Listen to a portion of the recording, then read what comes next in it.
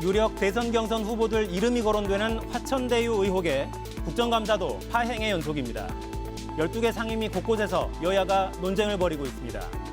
민주당 경선의 마지막 고비인 3차 선거인단 투표를 앞두고 이낙연 후보, 1위 이재명 후보의 위기는 정권 재창출의 위기라면서 공세 수위를 높였습니다. 이 와중에 국민의힘 경선에서는 윤석열 후보의 부적 선거 논란에 이어 이번엔 위장당원 논란으로 경선 주자들이 충돌했습니다. 사사건건 오늘도 정치권 소식으로 시작합니다.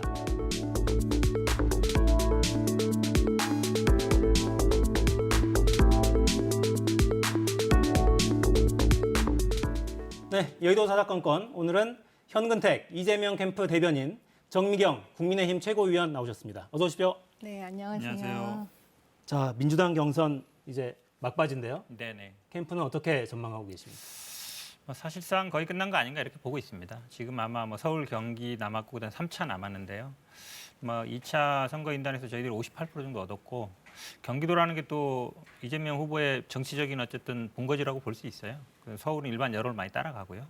1차 때보다 2차 선거인단이 좀 올랐기 때문에 3차도 그 정도 수준 가지 않을까 보고 있고 경기도에서도 아마 좀 압도적일 것 같고 서울은 보통 여론을 따라간다 그러면 지금까지 추세가 이어지거나 조금 더 상승할 가능성이 있어서 사실상 경선은 거의 마무리 수순 아닌가라고 보고 있습니다. 네, 화천대유 의혹이 워낙 지금 뜨겁긴 해서 네네. 근데 경선에는 큰 영향이 없을 걸로 보시는 모양이죠. 이게 결국은 아마 우리 당원들이나 국민들이 가장 주의 깊게 보는 거는 이재명 지사가 돈과 관련돼 있느냐, 돈을 받은 게 있느냐 이 부분인 것 같아요. 왜 그러냐면 이제 배임이라는 건 우리 정미경 의원님 검사 생활하셨지만 특히 이런 경영 판단과 관련된 부분은 배임이 굉장히 어렵습니다. 판단할 게 굉장히 많아요. 이따 좀 논쟁하겠습니다만 그렇게 본다 그러면 결국은 돈을 받았느냐 안 받았느냐인데 이 당시에 보통은 돈이 많이 오가는 게 이제 사업 인허가 받을 때거든요. 그다음에 부동산 사업 같은 경우에는 PF 대출 대가 요 부분인데 사업 다 끝나고 지금 어찌 보면 이제 마무리 단계거든요. 이 사람은 공직 그만둔 다음이고 또 성남시장 있을 때도 아니고 그러면 돈은 안 받은 게 맞는 것 같다라고 대체적으로 보는 것 같아서 당원들도 그렇고 국민들도 그거에 크게 영향을 받지는 않은 것 같습니다. 그렇다면 큰 이변이 없다면 아마 그대로 가지 않겠냐라고 보고 계시고 정미경 최고위원은 최고위원을 많이 하셨나요? 미래통합당, 네. 자유한국당. 네. 그러니까 지금 젊은 당대표와 함께하는 최고위원, 당 지도부는 분위기가 확연히 좀 다릅니까? 확연히 다르죠. 일단은 그 주변 상황도 많이 바뀌었고요. 그러니까 좀 호의적으로 많이 바뀌었고요. 지난 황교안 대표가 이끌 때 그 지도부는 되게 힘들었던 게 뭘 해도 잘 안 되는 그런 상황이었는데 지금은 이제 뭘 어떻게 하면 결과물이 우리가 원하는 결과물에 다 미치지는 못하지만 어느 정도로 이렇게 오고 있는 느낌? 왜냐하면 일단은 그 당원들이 상상할 수 없을 정도로 늘었습니다. 예, 그러니까 그런 부분들이 확실히 차별화되죠. 네. 최근에 심야 최고위원회의 소집되면서 그 배경을 놓고 좀 네. 상도수 이런 논란이 좀 있었잖아요. 네. 그 뒤로 최고위원회의는 아직 소집이 안 됐죠. 네네. 그러니까 당 지도부 안에서는 일단 잡음 좀 해소됐다 이렇게 봐도 괜찮습니까? 왜냐하면은 그 조수진 의원께서 일단은 유감 표명의 사과를 이준석 대표에게 했잖아요. 그렇기 때문에 이제 어느 정도 그거는 가라앉았다. 이렇게 볼 수 있습니다. 네. 자, 이제 본격적인 토론을 들어가 볼까요? 오늘 국감도 역시 화천대유 격돌이었습니다. 준비된 영상 보고 이어가겠습니다.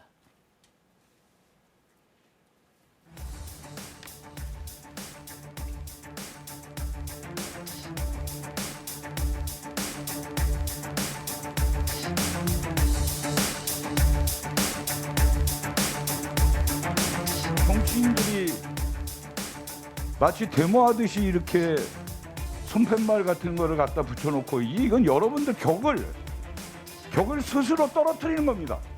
왜 이 피켓을 벌벌 떠는지 그만큼 강의원 조심하세요. 조심. 그다음에 왜 이렇게 민감하게 생각합니까?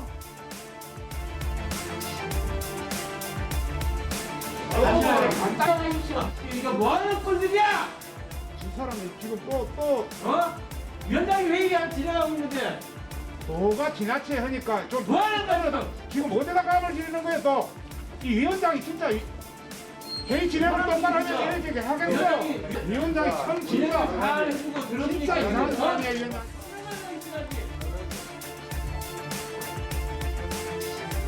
보자보자 하니까 지금 뭐 하는 거야? 보자보자. 지금 어디다 대고 이야기하는 거야 지금? 바로 꽂자. 뭐를?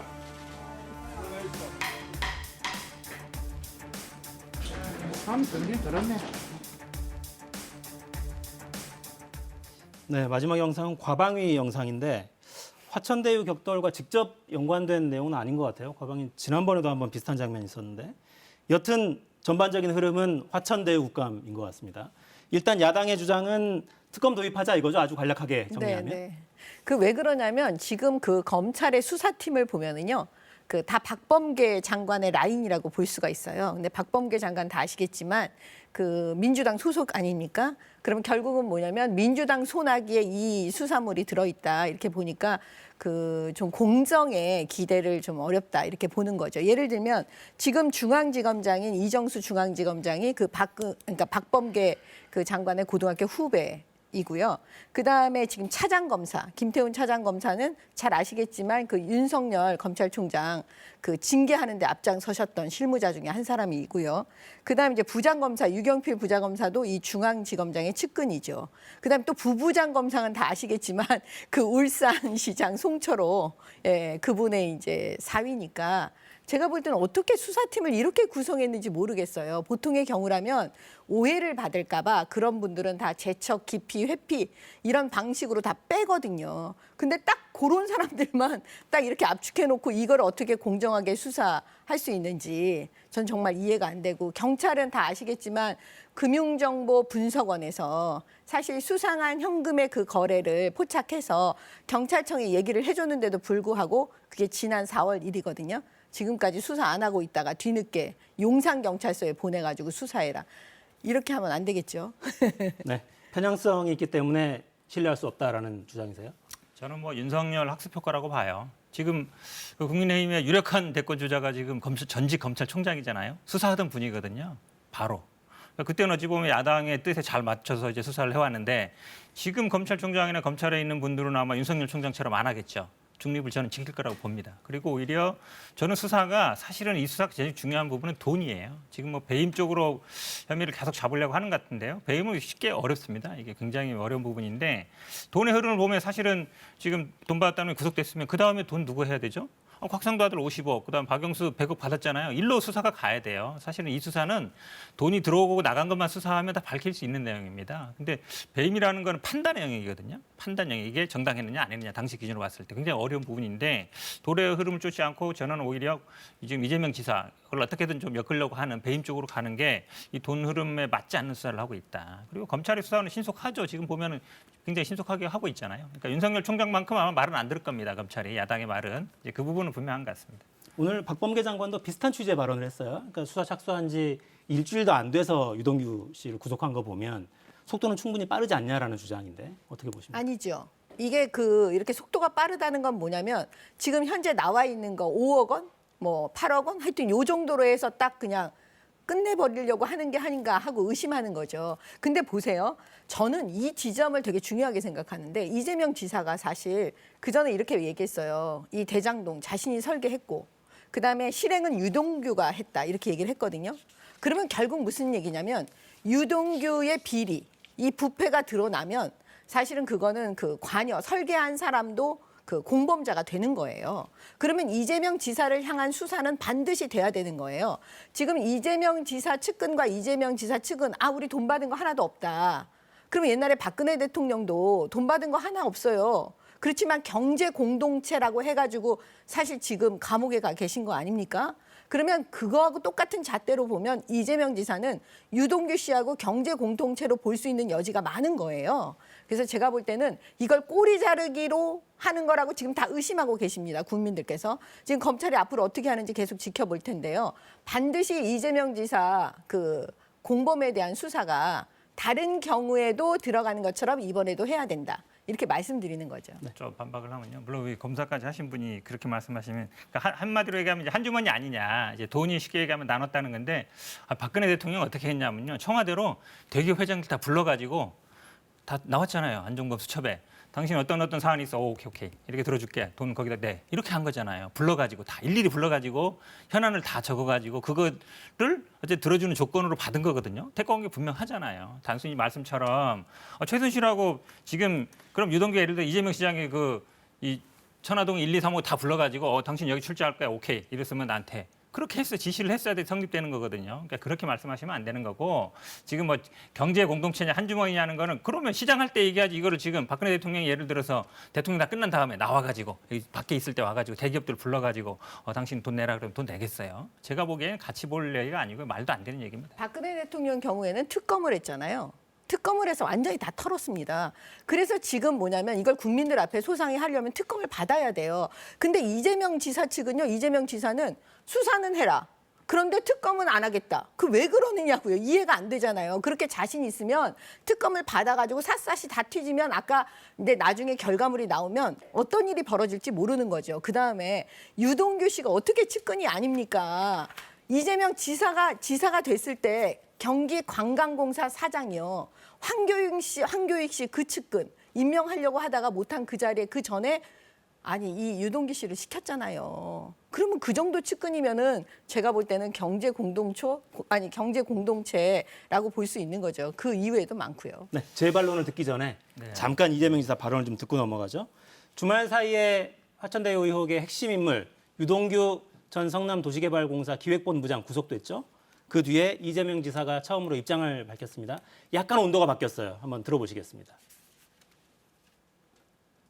비록 제도의 한계와 국민의힘의 방해 때문에 그에 이르지 못했지만 개발 이익을 완전히 환수하지 못해서 국민 여러분께 상심을 드린 점에 대해서는 정치인의 한 사람으로서 깊은 유감의 뜻을 표하는 바입니다.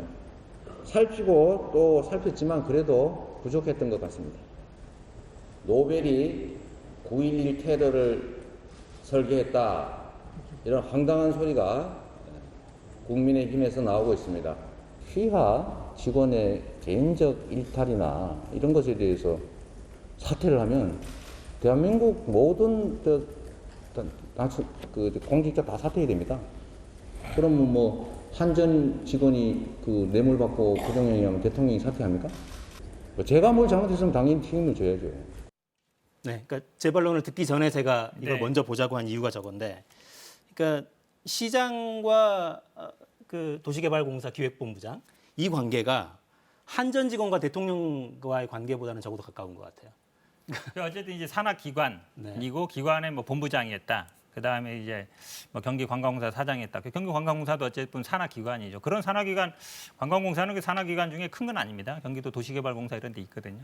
그렇게 본다 그러면 산하기관의 개인적인 일탈 비리인데 그거를 어떻게 사실 이 당시 문제는 뭐 도시공사 사장 관광공사 문제는 아니고요. 그러니까 관광공사 사장이나 뭐 도시공사 직무대리였죠. 사장이 직무대리 시켰기 때문에 측근이다. 그다음에 더 나아가지고 경제 공동체다. 한마디로 얘기하면 한 주머니다까지 가는 건 제가 보기에는 오버한 것 같고요. 사실은 어떻게든 이제 국민의힘 입장에서는 이걸 이재명 지사하고 연결시키고 싶은 거예요. 그리고 배임이라는 부분은 굉장히 이제 논란이 많고 어렵기 때문에 결국은 유동규가 받은 돈이 이재명 지사한테 가지 않았겠느냐. 결국은 이재명 지사 보고 준 거 아니냐. 이제 이거를 계속 얘기하고 싶은 거지. 그러니까 측근이라는 얘기도 하는 것이고 그런데 앞에도 말씀드렸지만 그만둔 다음이잖아. 이분도 공직 그만두고 경기도 그만두고 나가서 돈 받을 때도 물론 그게 어떤 명목으로 받은지 모르겠지만 뭐 그 사람들한테 뭐 빌렸다기도 하고 받았다지만 5억하고 3억을 받은 건 맞으니까 지금 공직 그만둔 다음이거든요. 시장 끝난 지도 지금 3년 넘어 지났죠. 한참 지난 이후에 가서 달라고 했으면 그러면 그 누굴 보고 준이가 중요하거든요. 곽상도 아들 보세요. 곽상도 아들 같은 경우에는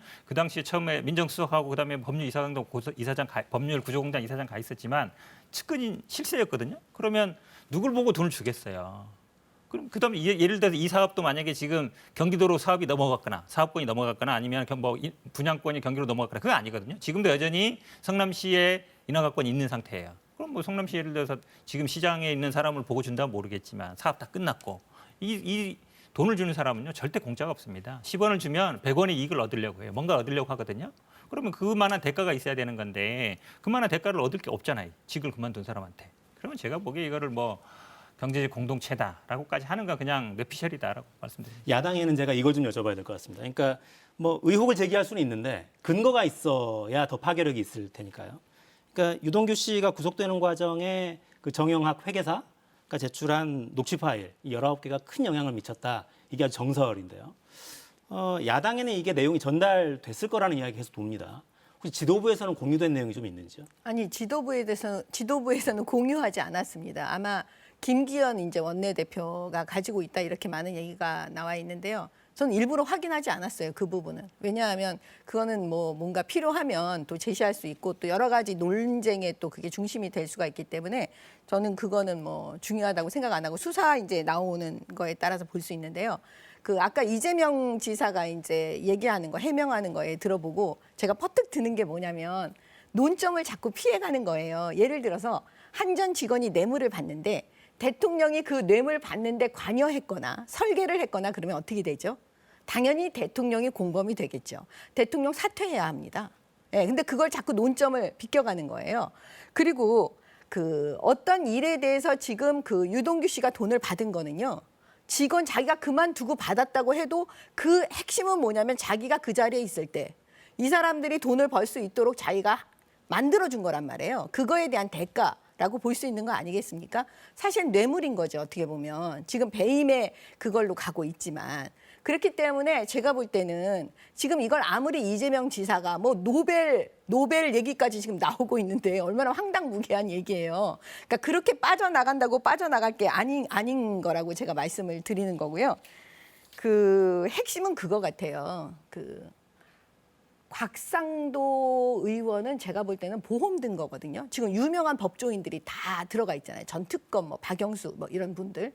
그러면 이건 보험인데 보험 든 곽상도 의원 것만 봐도 아들에 대해서 50억을 줬단 말이에요. 그럼 보험료로 50억이면 이거를 이 모든 걸 가능하게 하고 설계하고 자신에게 돈을 벌 수 있도록 해준 유동규에게는 도대체 얼마를 줄 것이냐. 그게 단순히 5억에 그칠 것이냐. 저는 그렇게 안 보는 거예요. 그래서 지금 녹취록에 나와 있는 그 700억 설이요. 예? 자기가 돈 번 거에 50%를 주겠다. 내가 받은 개발 이익의 25%를 주겠다. 그래서 저는 그 700억 설이 맞다. 근데 이제 과연 그 돈을 어떤 방식으로 건넬 것이냐. 그거에 대해서 그 녹취록을 보면 그들이 고민했다는 게 나오는 거 아니겠습니까? 그래서 어떤 페이퍼 컴퍼니 내지는 컴퍼니를 하나 만들어가고 회사를 만들어서 그걸 통해서 돈을 주겠다. 이런 여러 가지 얘기가 나와 있기 때문에 이거는 특검을 통해서 밝힐 수밖에 없다. 이렇게 봅니다. 이승전 특검인데요. 뭐 특검 계속 얘기하시는데 사실 돈이라는 거는요 말보다 실제로 돈이 얼마 갔느냐가 중요해요. 말이야 뭐 잘 되면 뭐 1,000억 주겠다, 얼마 주겠다, 50% 주겠다 수없이 얘기를 합니다. 그런 얘기. 실제로 돈이 얼마 갔느냐가 중요해요. 말씀 잘하셨어요. 어쨌든 대장동에 관련해서 유동규가 받은 걸로는 현재까지 나온 거는 5억이에요. 그죠? 근데 곽상도 의원은 50억이잖아요. 그럼 곽상도 의원 역할이 10배는 많은 거예요. 지금까지 드러난 걸로는. 그렇게 보는 게 맞습니다. 왜냐하면 돈이라는 크기라는 거는 사업하는 사람들이 돈을 줄 때는 다 이유가 있어요. 공짜로 절대 안 줍니다. 그리고 지금 녹취록 말씀하셨는데 저도 못 봤습니다만 그러니까 이준석 대표도 그렇게 녹취록 얘기를 자꾸 하는데 거기에 만약에 이재명 지사 관련돼 있다. 제가 보기에는 아마 단독으로 벌써 다 뿌렸을 거예요. 언론에도 보면 안 나온다 그러잖아요. 왜냐하면 2019년 이후거든요. 이 싸움이 얘기를 들어보면 아시겠지만 기존의 이 토지 분양에 대한 것들은 다 지분이 있었기 때문에 다 정해져 있었어요. 근데 이 아파트 분양해야 되는 거는 사실은 천화동이 1호부터 7호까지 관계가 없고 화천동인 그 사람들만 원래 김만배 씨가 원래 갖기로 한 거예요. 3천억 정도를. 그러다 보니까 싸움이 난 거죠. 그러니까 솔직히 그 돈을 어떻게 나눠 갈 거냐 이게 정해진 게 없으니까 규칙은 정해놓으면요 안 싸웁니다. 안 정해지다 보니 정해진 거죠. 원래 근데 그분들은 원래 가질 자격이 없었는데 저 사람 너무 많이 가져가는 것 같고 나는 너무 적은 것 같고 이 상대적인 거거든요. 그러다 보니까 이제 싸움이 된 거라서 그 사이에 제가 보기엔 약간 유동규 씨도 뭔가 그 많이 벌었으니까 나도 좀 뭐 내놔라 했든지 나 좀 빌려달라 했든지 했겠죠. 그러니까 돈의 크기 지금까지 간 돈의 크기를 보는 게 저는 더 중요하다 보고 있습니다. 야, 이게 저는 이제 이 자리에서 매일 이 똑같은 토론을 계속하고 있는데 진짜 한치도 접근이 안 됩니다. 네, 민주당 안에서도 논란은 계속되는데요. 오늘 이낙연 후보자도 이 의혹을 언급했습니다. 듣고 이어가겠습니다. 민주당 1위 후보의 측근이 구속됐습니다. 그런 불안을 안고 대선을 이길 수 있겠습니까? 그런 인사와 행정을 했던 후보가 국정을 잘 운영할 수 있겠습니까? 1위 후보 위기는 민주당의 위기이고 정권 재창출의 위기입니다. 조속하고도 철저한 진상규명과 국민의 눈높이에 맞는 대처가 시급합니다. 성남도시개발본부장과 성남시장의 관계가 한전 직원과 대통령의 관계에 비유할 만한 것인가 국민들이 판단하실 수 있으리라 생각합니다. 네, 자연스럽게 지금 민주당 경선으로 넘어왔어요. 일단 이낙연 캠프는 어떻게든 결선 투표로 끌고 가자는 전략으로 보입니다. 그러니까 이 논란에 조금 더 불을 붙여서 어떻게든 결선으로 끌고 가자 이런 전략인 것 같은데 지금 투표율로 단순 계산해도 사실 쉬워 보이진 않는데요. 어떻게 좀 전망을 하세요? 그렇죠. 뭐 이게 아마 지금 저희들이 216만 명이고요. 당원이랑 선거인단 합쳐서 지금 근데 경기 서울이 당원이 30만이고 3차 선거인단 30만이면 60만 정도 남은 거죠. 그러니까 216만 명 중에 60만 명이기 때문에 뭐 많이 거의 마무리가 됐다고 보고 물론 이제 뭐 대장동 이슈를 계속 제기하는 건 같습니다만 아마 이게 또 야당의 어떤 이의제의 작전에 말릴 수도 있어요. 우리가 제일 경계하는 게 2017년 한나라당이 이제 박근혜와 이명박 당시에 어찌됐든 치열하게 경선하고 서로 고소고발도 하고 그게 결국 10년 이어져서 이렇게 됐잖아요. 이제 그거를 피해야 된다라는 생각이 있어서 이낙연 후보는 물론 뭐 의혹 제기하는 건 맞습니다만 저희 입장에서는 가능하면 대응을 안 하겠다. 그냥 조용히 그냥 경선 끝날 때까지 이런 어쨌든 뭐 신중한 어떤 분위기로 이렇게 가는 게 저는 낫다고 보고 있습니다. 어떻습니까? 상대당 이야기이긴 하지만 당내 경선은 거의 마무리 국면으로 봐도 좋다 이렇게 판단하시나요? 그 민주당 당내 지금 경선은 어차피 민주당 지지자들 꼭 당원 플러스 지지자들에 의해서 움직이는 표잖아요. 그러면 지금 보면 대세론으로 가는 것 같아요. 이재명 대세론으로. 그런데 사실은 이 대장동 사건은 워낙 커요. 누가 봐도. 돈이 뭐 이건 뭐 거의 1조에 가까운 돈이 막 움직이는 거니까요. 그랬을 때 이낙연 캠프에 제보가 없겠습니까? 저는 진짜 무궁무진한 제보가 이낙연 캠프로 흘러 들어간다고 보고 있거든요. 근데 지금 이낙연 후보가 엄청나게 참고 있는 걸로 보여져요. 그래서 지금 들리는 얘기에 의하면 이낙연 캠프에서는 후보가 이재명 후보가 되더라도 그 뒤에 이제 후보가 교체될 수 있는 상황이 벌어질 수도 있다. 무엇이 어디서 터질지 모르거든요. 이 대장동 사건은 거의 지뢰밭으로 보고 있으니까요. 그렇게 됐을 때 그 이낙연 후보 측에서 준비하고 있어야 된다라는 얘기까지 지금 흘러나오고 있기 때문에 제가 볼 때는 뭐 지금이 끝이 아니다. 끝난 게 끝이 아니다. 이런 생각이 듭니다. 후보가 선출된 다음에 교체되는 건 어떤 때 그런 일이 발생할 수 있습니까? 어떤 형식으로? 스스로 후보가 사퇴하는 경우. 자진 사퇴. 예, 자진 사퇴가 아마 제일 생각하기 쉬운 거겠죠. 그러니까 그런 경우를 아마 염두에 두고 있을 수도 있다라고 보여집니다. 어떻게든 이제 당내 분열을 좀 하고자 하는 것 같은데요. 뭐 저희 당도 그런 아픔이 있었습니다. 예전에 후단협 노무현 대통령 때도 빨리 사퇴해라. 그리고 단일화. 결국 그러다 보니까 이제 단일화까지 간 거죠. 그렇게 됐는데 그런 아픔을 다시는 아마 하지 말아야 된다. 이런 당내 분위기가 있습니다. 그래서 아마 당원들이 그렇게 갔을 때는 아마 용납하지 않을 거다. 그래서 아픈 경험이 있기 때문에 경험이 없으면 모르겠는데, 그러니까 국민의힘 같은 경우 오히려 좀 그런 경험이 별로 없어요. 후보가 된 다음에 막 흔들어서 이제 바꾸자 이런 경우는 없었는데 저희 쪽은 그런 경험이 있어서 다시 그런 오류를 반복하지는 않을 것 같습니다. 네, 근데 뭐 주말 사이에 온갖 정말 정보지들이 막 왔다 갔다 하는데 여기서 입에 담을 수는 없습니다만 정말 온갖 이야기들이 있더군요. 지켜봐야 될 것 같습니다. 야당 상황도 좀 살펴보죠. 윤석열 후보 손바닥에 임금왕자가 적혀 있었죠. 그게 아마 토론회에 나갈 때 뭔가 좀 우호적이지 않은 환경에 나갈 때 말하기 힘든 상황에 그걸 쓰면 도움이 된다 이런 무속의 속설이 있는 모양입니다. 뭐 그걸 쓰는 게 좀 논란이 됐었는데 이번엔 위장 당원 논란이 추가됐습니다. 저희 준비한 영상이 있습니다. 보고 가겠습니다. 어째 내 얼굴이 왕이 될 상인가?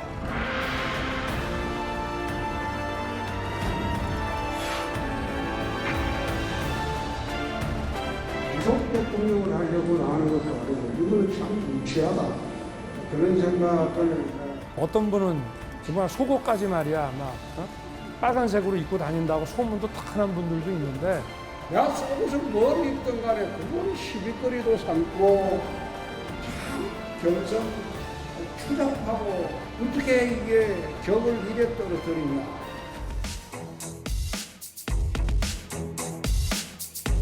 지금 이제 민주당 정권의 이 썩은 악취가 이제 진동하고 있습니다.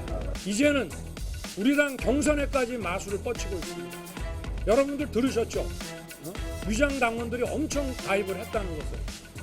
우리가 정신 차리고 확실하게 정권 교체를 해서 위장 당원이라고 그렇게 주장을 하시려면 좀 증거를 내놓든지 아니 뭐 그 근거 없이 한 말이라면 우리 당원들께 깨끗하게 사과하시는 게 좋겠다고 생각합니다. 이거는 이제 정책위원쯤 먼저 여쭤봐야 될 것 같은데, 그러니까 이 경선 버스가 출발하기 전에도 역선택 논란이 굉장히 뜨거웠잖아요. 그러니까 이게 비슷한 맥락으로 좀 보이는데 당내에 실제로 여기에 대한 위기감 이런 것들이 좀 높아서 이런 게 나오는 겁니까? 아니 그렇지는 않은 것 같고요. 사실은 이제 룰이 다 정해져 있잖아요. 그러니까 역선택에 대한 부분은 이제 최종 합의로 인해서 지금 현재 룰이 만들어진 거예요. 그렇기 때문에 이거 보면은 그 윤석열 우리 후보가 아직 그 정치인이 아직 안 되신 거죠. 아직 이제 순진하고 순수하시다고 봐야 될까요? 왜냐하면 저거는 본인의 앞으로의 그거에 대해서 별로 유리하지 않아요. 저렇게 말씀하시면. 왜냐하면 당원들은 아무튼 어찌됐든 당원들이 한 표를 행사하시는 부분들이 있기 때문에요. 그러면 본인한테 위장 당원이라고 하지 않았나 이렇게 당원들이 생각하실 수 있잖아요. 그러니까 그건 도움이 안 되는 것 같고 측근 중에서 누가 그런 얘기를 아마 강력하게 얘기를 해서 그게 사실 일부 그럴 수는 있어요. 그렇지만 그 일부를 가지고 전체를 다 얘기하는 경우는 좀 조심해야 되는 거거든요. 저건 좀 실수하신 것 같아요. 예. 근데 이때는 빨리 그냥 사과하고 그냥 빨리 정리하고 넘어가시는 게 저는 제일 좋다고 봅니다. 그러니까 역선택이 있기는 있을 수는 있을 것 네. 같아요. 그러니까 민주당 같은 경우는 국민선거인단위 투표를 하는 그렇죠. 형태이기 네. 때문에 근데 그게 영향이 얼마나 될지는 사실 알 수 없는 거죠. 큰 영향이 있을 것 같지는 않기도 하고요. 민주당 당원들이 지금 여기도 지금 60% 70%밖에 안 돼요. 가입한 사람 65%밖에 안 되거든요. 근데 그 다른 정당에 들어가가지고 할 사람 별로 없어요. 그리고 정치 지금 말씀 잘하신 것처럼 정치인들은 절대 당원을 탓하지는 않습니다. 왜냐하면 어떤 식으로 됐든지 간에 당원의 선택을 받아야 되는 입장이거든요. 지금 아마 이준석 효과로 볼 수 있잖아요. 기존에 한 28만 정도 됐는데 지금 아마 민주당이 예전에 했던 것처럼 온라인으로 특히 20대, 30대 젊은 남성들 또 호남 분들이 많이 들어오다 보니까 참모 중에 그런 얘기를 할 수도 있다고 봐요. 근데 그 참모도 제가 보기에 정치를 잘 모르는 분이에요. 그렇게 얘기하면 안 되거든요. 항상 정치인들은 당원의 뜻을 존중하고 따르겠다, 당원들과 함께 하겠다 이렇게 가는 것이지 저 위장 당원인데 이래버리면 그 당원 가입한 사람들이 저 사람은 우리가 선택하면 안 되겠네 이럴 거잖아요. 그러니까 당원의 선택을 받겠다는 사람이 과연 맞는지 오히려 위장 당원이 만약에 자기가 문제될 것 같으면 그럼 저를 보고 더 가입하십시오. 그래서 민주당 있는 분들보다 더 희석시켜서 우리가 300만 당원이 되면 됩니다. 이렇게 가야 맞는 거거든요. 그래서 참 아직 제가 보기에 대선까지 나오셨는데 정치를 이렇게 하셔야 어떻게 하실지 참 제가 봐도 좀 걱정이 많습니다. 네. 그러니까 저 발언이 논란이 되니까 해명이라고 한 발언들이 오히려 약간 긁어부스럼이 된 측면들이 있는데요. 저희 그래픽 준비되어 있는 거 있죠? 그걸 한번 보시죠. 이게 씻으면 다 지워지지 않느냐 이렇게 이야기하니까 손가락 위주로 씻어서 그러니까 그래서 손바닥에 쓴 왕자가 안 지워진 거라는 거죠. 그러니까 당장 뭐 무당층을 끌어오라고 했더니 무당과 손을 잡은 거나 뭐 온갖 이런 비판들이 나왔습니다. 그러니까 일단 캠프에 대변인 하고 계시니까 이 공보 기능에는 좀 일부 문제가 있다 이런 평가들이 많더라고요. 저 김영남 의원님 저랑 같이 방송하다 어제 아침에 방송하다 저에게는 다들 웃었죠. 아주 방송국이 뒤집어질 정도로 다들 웃었어요. 그러냐면 상식적으로 말이 안 되거든요. 우리 보통 어디 나가면 다 들어가면 이제 요즘 손세정들 다 씻잖아요. 근데 그때 알코올 성분이 있어서 매직도 씻기셔집니다. 두세 번만 하면. 그러니까 건물 들어갈 때마다 하거든요. 근데 이게 손가락만 씻었다 그러면 사실은 뭐 안 씻었습니다. 아니면 깜빡했습니다. 모르겠는데 마치 이제 임기응변식으로 넘어가는 걸로 보이잖아요. 그러니까 저게 제가는 팩트도 아니라고 봐요. 저렇지 않았을 거고 아마 씻을 때도 저기 시킬까 봐 아마 이렇게 씻었을지 모를 거예요. 그런데 어찌 보면 약간 뭐 재밌게 하려고는 표현인지 모르겠지만 그래도 이제 대변인이 나와서 얘기할 때는 공식적으로도 멘트가 되는 거거든요. 오히려 당내에서도 저 발언은 어제 뭐 이준석 대표도 오늘인가요? 별로 적절치 않다고 했던 것 같은데 조금 발언은 뭐 적절하지는 않은 것 같습니다. 네. 일단 저 주술 논란을 덮으려고 이제 위장당원 이야기를 꺼낸 거 아니냐 이런 해석까지 나오더라고요. 저기 부담스러우니까. 그렇지는 않겠죠. 사실은 저것도 그냥 웃고 그냥 넘어가면 사실 될 일이었어요. 예를 들면 우리 지지자 중에 그렇게 하면 뭐 좋다고 하셔서 했는데 제가 지우는 걸 깜빡했습니다. 그냥 그리고 이건 잘못된 거다. 그렇지만 그 지지자 생각해서 제가 그렇게 했습니다. 이러면서 그냥 넘어갔으면 되는데 그걸 너무 과도하게 이제 해명을 하려고 하다 보니까 이 캠프에 문제가 있는 건 저는 확실한 것 같아요. 그러면 이제 확실하게 그런 부분은 사실은 문제가 생겼을 때요. 다시 짚고 넘어가야지. 그걸 그냥 물에 물 탄 듯 술에 술 탄 듯 하고 또 그냥 넘어가고 잘 되겠거니 하면 안 돼요. 한번 문제가 터지면 또 문제가 터질 수 있는 소지가 많거든요. 그래서 제가 만약에 해명을 만약에 좀 도움을 드리면 이 한 번쯤은 다 모여서 이제 캠프의 그 부분을 다시 정리하고 넘어갈 필요가 있어요. 그냥 넘어가시면 안 됩니다. 알겠습니다. 국민의힘 경선은 1, 2위도 궁금한데 시선이 정말 많이 쏠리는 게 4위죠. 근데 선두 싸움에 바쁜 홍준표 후보가 유독 한 후보를 공격합니다. 들어보겠습니다. 너만 보인단 말이야. 널 사랑한단 말이야. 내일 4강 이거 투표하실 때 제발 하태경이는 좀 떠나주세요.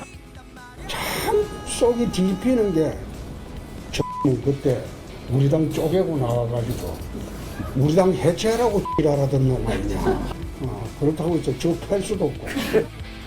이분이 좀 그 옛날에 품격도 없고 왜 그렇게 정치하는지 모르겠어요. 막말 좀 없어졌다고 본인이 이야기하길래 야 이제 좀 좋아지셨구나 싶었는데 다시 좀 멘탈이 나가신 것 같아요.